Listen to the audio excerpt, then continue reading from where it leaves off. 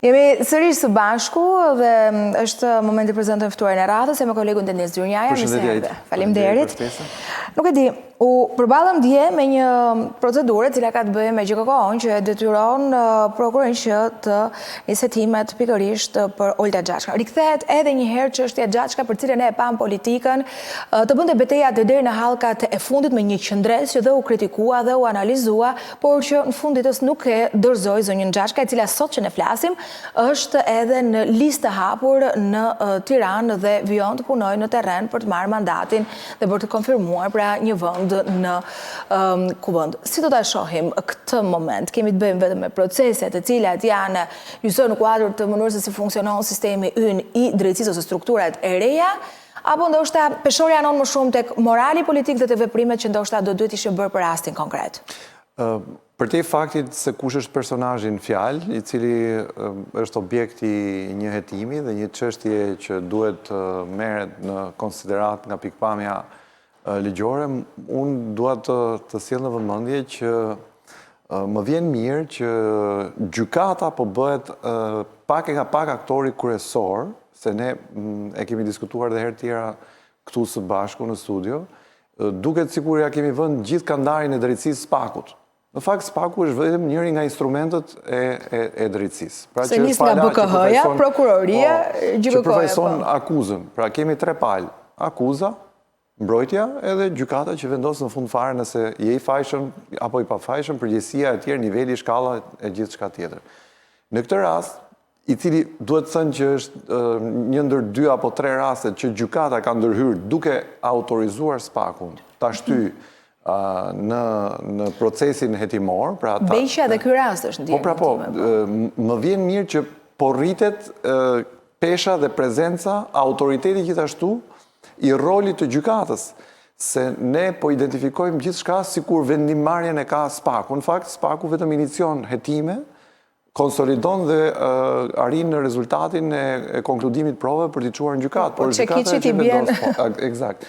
Kështu që do doja sa më shumë të ishte prezente në fakt gjykata për të krijuar një standard të gjykatave. Pra të kishim Republikën e Drejtësisë, që është praktikisht gjykata, jo Republikën e prokurorëve, siç është perceptuar që prokuroria, hetimi, burgu, domethënë ky represioni psikologjik që na vjen nga pikpamja e ngritjes së akuzave. Ajo çka dua të them tjetër, që është pak paradoksale, që çështjen e ka iniciuar ndërkohë Fredi Beleri, që ka patur vetë një raport përplasje me drejtësinë shqiptare, i cili ka thënë dhe për MCN që unë për vetë as nuk kisha besim që çështja do ndiqej, madje edhe nuk kam besim që çështja do ndiqej, pra Beleri si një kallëzues në këtë rast, ku kemi Jorgo Goron, ish kryetarin e Bashkisë Simarës, të dënuar. Dhe pas hekurave ai ka bërë akuza, ka çuar dokumenta, ka vjuar avokatët. Thotë se nuk ka besim dhe në fakt i takon tani drejtësisë të thyej mosbesimin e Belerit dhe jo vetëm Belerit, po të opinionit publik në tërësi. Pse? Sepse duket që politika i shikon ngjarjet me ngjyra, pra episodet ligjore të përballjes i shikon me ngjyra.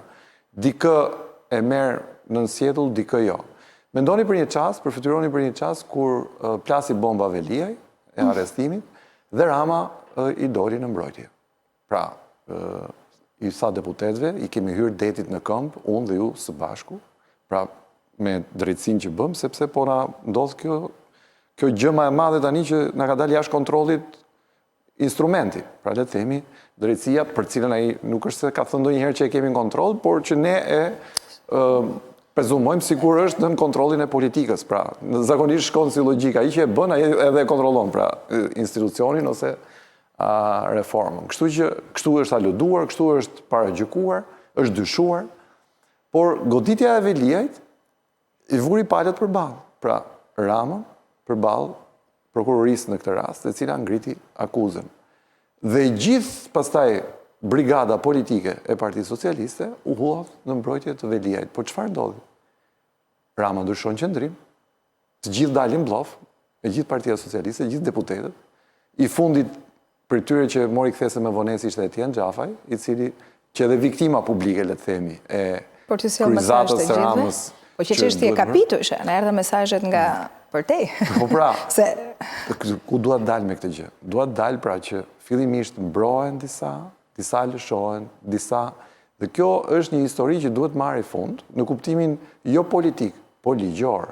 Gjykata dhe prokuroria duhet vazhdojnë me të njëjtin si me thënë standard dhe në mënyrë sistematike të merren me çdo politikan kushdo qoftë ky Edi Rama. Pra vetëm kështu do të ndërtohet standardi i besueshmërisë tek drejtësia e re. Në të kundërt, nëse Olta Xhaçkën e fusim në sqetull dhe në një moment caktuar del një gjyqtar me integritet dhe vendos, fjala vjen, ta çojë çështjen ose ta shtyt çështjen përpara. Po mund të qelloj që ky gjyqtari mund të mos jetë me aq integritet, ose mund të jetë një gjyqtar që nuk do rrisqe, fjala vjen. Se këto i kemi parë, nuk është se si kemi parë. Atëherë çfarë ndodh? Ndodh që krijohen dyshime pastaj se kush është ai që është i privilegjuar dhe kemi një drejtësi me disa standarde. Dua të them këtë gjë.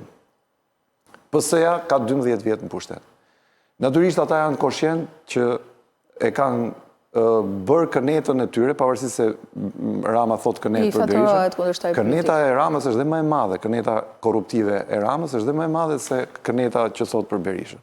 Qofse këneta për Berishën është kënetë politike, pra vegjetim politik në çadrën e Berishës, këneta korrupsionit Ramës është shumë e madhe. Pra kemi kabinetin qeveritar ose kabinete qeveritare që janë të zhytura. Kemi sot që flasim në procese të ndryshme të rëndësishme të vendimarrjes që ndodhin nga pikpamja e administrimit, po edhe aferave korruptive, siç është korporata shqiptare e investimeve që ne kemi përmendur, që po bën një katastrofë me dhënien e masakrave me pronat shtetërore. Ne nuk e dim cili është fati i pronave shtetërore sot që flasim. Oligarkët po bëjnë, kanë marrë lugën brez garuzhdet dhe ku ka prona publike, bëj gati letrat shpejt të rrëmbejmë. Nëpërmjet kësaj strukture, atëherë a është ky objekti i SPAK-ut dhe i drejtësisë, a duhet të jetë? Patjetër që duhet të jetë, për shkak transparencë, nëse është në rregull, perfekt. Nëse është ajo që duhet në interes të publikut edhe shoqërisë, patjetër që vazhdojnë në rregull. Por gjasat janë dyshimet dhe shkuara që ne kemi, na çojnë në pikpyetje të mëdha që po përdoren pronat publike tani për të mbushur xhepat e oligarkëve dhe interesave të tyre. Solla një rast që është korporata e investimeve shqiptare. Po ka raste të tjera, ne kemi përmendur këtu sektorin e lojrave të fatit, që po bëhet nami. Po bëhet nami. A duhet shkoj vëmendja e SPAK-ut, natyrisht që unë kam informacion që do jetë dhe aty. Por çështja është që po ndodhin hatara, pra miliarda euro, korrupsion total. Ka një komision të dhënies licencave që nuk funksionon. Pse? Pse nuk funksionon? Ka dalë ligji, pse nuk funksionon? Nuk funksionon sepse investohet nga tregu i zi. Do hetohet kjo gjë? Patjetër. Do dalin përgjegjësit? Patjetër. Pra ka kudo që të prekësh ka. Berisha e denoncoi këtë, po tha vetëm që përmendi edhe një emër nga Durrësi që ky kontrollon portin, duke lënduar që të drogën dhe lojrat e fatit që kanë bërë atij, sepse ka bërë marrëveshje ndjes me Ramën që këto parat përdoren për çështje të votos e tjerë. Përtej kësaj që është një deklaratë politike, pse Berisha ose departamenti i tij nuk bën denoncime konkrete në rastin konkret? Për këtë denoncim konkret për rastin konkret, atë çfarë ka? Sepse Berisha është në kontradikt me veten, me qëndrimin që ka ndaj SPAK-ut. Berisha ka një departament me ish shefa krime, policie, ekspert që nuk besoj se i mungon. Po të mos ishte Berisha në krye të PD-s, shumë gjëra do ishin ndryshe dhe politike dhe ligjore, nga pikpamja e përgjithshme, po them. Pra, Partia Demokratike do ishte më e relaksuar në raport me prokurorinë dhe drejtësinë, do çonte volum më të madh çështjesh, do kishte më shumë besueshmëri. Po ndërkohë që një pjesë e njerëzve që po themi godasin SPAK-un për llogarit Berishës, thonë do shkojnë SPAK X ministër, Y kryebashkiak, apo të shkojnë SPAK Rama për McGonigal ose tjetri, ka ndërkohë konflikti interesi se të nesërmen përplasen me SPAK-un për Berishën. Tani ky SPAK-u dhe kjo prokuroria dhe kjo drejtësia, ose është dhe duhet marrë në konsiderat dhe duhet dëgjuar e pranuar, ose s'duhet pranuar. Pra, o po, o jo, nuk ka pak shtatzën. O është shtatzën, ose s'është shtatzën. Dhe ky është problem i Berishës, nuk është problem i atyre që janë poshtë Berishës. PD-ja e ka problem madh Berishën se ka pengesë për gjitha proceset dhe politike dhe ligjore. Po kjo është një çështje që do ta mbyll besoj 11 maj do të japi një kuptim. Do të japi një përgjigje politike sepse o Berisha do hyjë në histori dhe do rikthej nga hiri, pra si Feniksi Partinë Demokratike në pushtet dhe çdo gjë të zerohet dhe fituesit duhet i themi bravo të qoftë, ose duhet ta mbylli një herë për gjithmonë kapitullin politik të vetin dhe gjithë ata që e kanë mbështetur duhet i thonë gjithë demokratëve, gjithë opozitës dhe gjithë popullit në tërësi që ka marrë peng atë pjesë tjetër të papërfaqësuar të popullit, ore na falni se ju kemi marrë në qafë jo 1, po 12 vjet me radhë. 10 vjet të Bashës, edhe këto vitet e post Bashës, që është Berisha, që ishte Berisha në fakt dhe me Bashën. Denis, më lejo të rikthehem pak tek Rama që krye fjalë ose pikën më të nxehtë ka Bashkimin Evropian, do të çojë Shqipërinë në Bashkimin Evropian. Bashkimi Evropian ka një kapitull që unë nuk e mbaj mend fiks se si etiketohet i sati është, por është një kapitull shumë shpejt i posaçëm ku Kryeministri nuk mund të mbajë, si shtat ju në sqetull, Olta Xhashon apo të tjerë, por atje duen dokumenta ku SPAK-u, prokuroria ka hetuar krimi dhe korrupsionin, jo vetëm me emra, por edhe me asete të cilat ju sekuestrojnë. Dhe kjo mungon, kjo pjesa e dytë mungon, pra ne po i hetojmë njerëzit dhe pronat ata po i gëzojnë. E këtë kemi thënë dhe me humor herë tjetër këtë. E ke atje duhet ja çosh edhe do dokumentohet atje s'ka më pastaj. Ti mendon që Rama e ka seriozisht të punën e BE-s? Ti mendon që ne do hyjmë BE-s se ka thënë Rama në 2027 në kapitull? Do të thënë, e gjithë kjo është një butafori politike. Po ja po marrim një element shumë thjeshtë.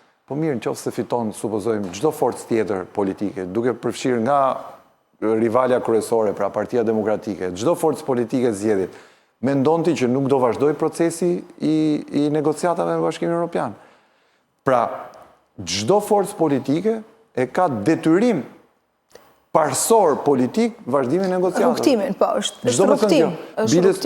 Ai është një rrugtim që e kanë nisë dhe e kanë vazhduar gjithë forcat politike. Në mos qofë për geostrategji dhe interesa që vinë. Se ma ngritë topin në këtë rast. Nëse ne do hymë Bashkimin Evropian, ne nuk hymë se kemi plotësuar kushtet edhe standardet. Se ne nuk i plotësojmë kushtet edhe standardet. Që nga demokracia që është disfunksionale, o funksionale. Që nga pushteti, ndarja pushteteve që nuk ekziston. Që nga institucionet e pavarura që janë tërësisht ineficiente dhe janë në gjumë total. Pra, ku e ke avokatin e popullit, po marrë një institucion? Kontrolli i lartë i shtetit bën kontrole, por janë të pandjeshme. Pse nuk i bën të zëshme? Pse nuk i denoncon kontrolli i shtetit? Pse duhet presim neve raportin e kryetarit kontrollit lartë të shtetit, që të dalim parlament, që të kuptojmë që miliarda ose miliona euro janë dëmet e shkaktuar nga institucionet shqiptare? Pse nuk raporton periodikisht kontrolli i lartë i shtetit? Pse duhet t'i kërkosh informacion kontrollit lartë shtetit dhe mos bëj transparencë permanente për publikun, që të thotë, këtë muaj kemi kapur 1, 2, 3, 5, 7 institucione, dëmi është kaq kemi çuar në prokurori, që të kuptojmë, a vepron prokuroria? Apo nuk vepron prokuroria? Që vepron kontrolli i lartë i shtetit dhe s'vepron prokuroria, apo nuk vepron as kontrolli i lartë i shtetit për pasojë as prokuroria? Pra, kjo është shteti që kërkohet me standarde dhe besueshmëri.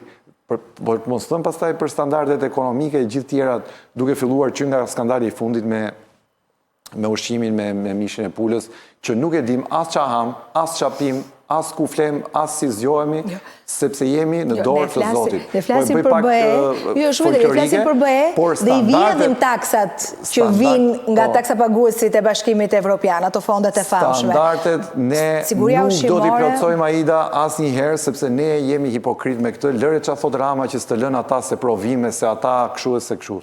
Për të manipulu, ne jemi mjeshtra kjo pjesa, po puna është a do na fusin ata geopolitikisht, apo jo. Dhe mund t'jem edhe unë kryeministër dhe na fusin edhe do marrun meritat se u futa Shqipërinë Bashkimin Evropian, po t'jetë koha do na fusin, po kjo s'ka lidhje me qeveri. Dhe vetëm me këtë qeveri, e cila ka problemet mëdha, se sigur thash, hiq njërin, ço tjetrin është më problem se sa ky që hoqi në këtë rast. Dhe Rama kishte mundësinë që këto zgjedhje të bënte një katarsis të plot, të paktën për të shpëtuar fytyrën e vetë, e cila është e mbingarkuar me truk për të mbuluar të korruptuarit që e kanë mbuluar. Po, të bënde një katarsis për Partisë Socialiste. Po Partia Socialiste nuk është vetëm fytyra e disa njerëzve të cilët, me thënë drejtën, nuk janë as teknicien brillant, nuk janë as politikan brillant që ne jemi I ka larguar, se listat e po mbyllura çka larguar aty është plot.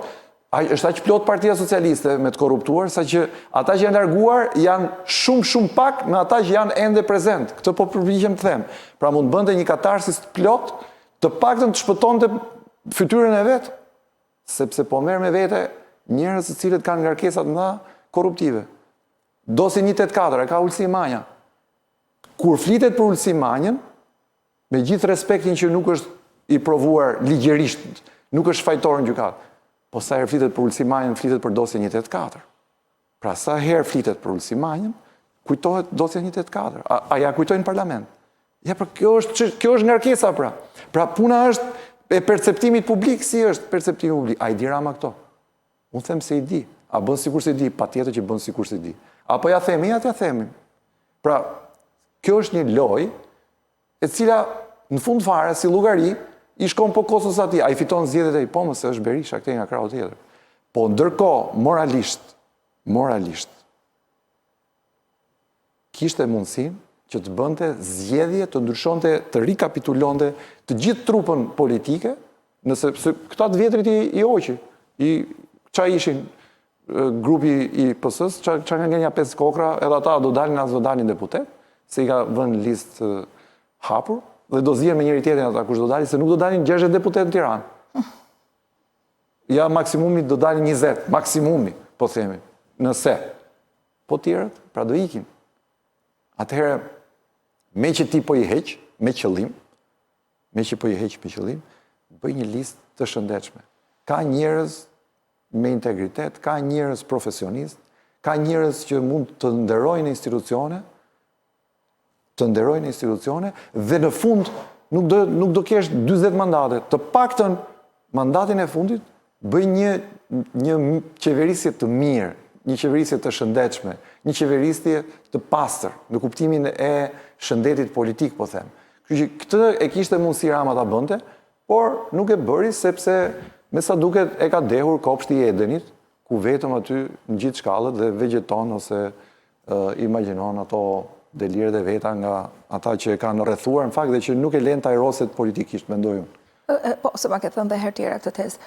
Dënis, restin e Gjashkës, pret ty ndonjë koment ose reagim nga Edi Rama, nga Partia Socialiste dhe tjetra, a do duhet ishte edhe në listë hapur Olta Gjashka me gjithë ato që ka ndodhur deri tani, ka qenë e pritshme, dhe a pret ndoshta edhe nga Gjashka, ndoshta një tërheqje nga politika? Po t'ishim Gjermani gjitha këto pyetje, do e kishin direkt përgjigjen sepse Olta Gjashka do ishte një politikane gjermane dhe vetëm për shkak të ekspozimin që do kishte në shtyp me këtë gjë, pra imagjino tapet Bildi, tapet Frankfurter Allgemeine Zeitung me këto tituj, edhe ti të vazhdosh të bësh në politik, bësh fushat elektorale sikur s'ka ndodhur gjë.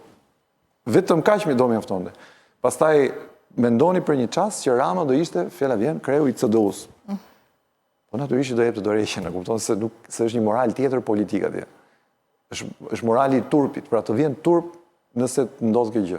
Pra, merret Frida Krifsa dhe fshihet poshtë ish ministrja e bujqësisë edhe dikur e drejtoresha e ZBR-s, që është bërë nami me fondet e Bashkimit Evropian. Është fshehur që mos duket, mos i bjerin sy Spakut, se ndërkohë Spaku ka aq shumë gjëra sa që ndodh edhe që të harrohet dikush nëse s'është më publike, ose publik si person. Këto janë gjëra të shëmtuara që thjesht e zvoglojnë 2 metroshin e politikës Ramës, se thot Rama unë jam 2 metra, nuk fshihem dot. Po, ti nuk fshihesh dot. Po fsheh këta tjerë te metrat e tua. Dhe ky është i problem në perceptimin publik. Sigurisht që përgjigja e këtyre kritikave do jetë në 11 maj se unë fitoj zgjedhjet. Po, më do i fitosh zgjedhjet, se s'ka palë tjetër, se të ketë një palë tjetër këtej nga krahu tjetër. Siç duhet jetë, a i fiton as i fiton e sheh pastaj. Prandaj po them që shëndeti politik i PS-s është rënd i sëmur. Pra është shumë rënd politikisht e sëmur PS-ja me ngarkesat e korrupsionit.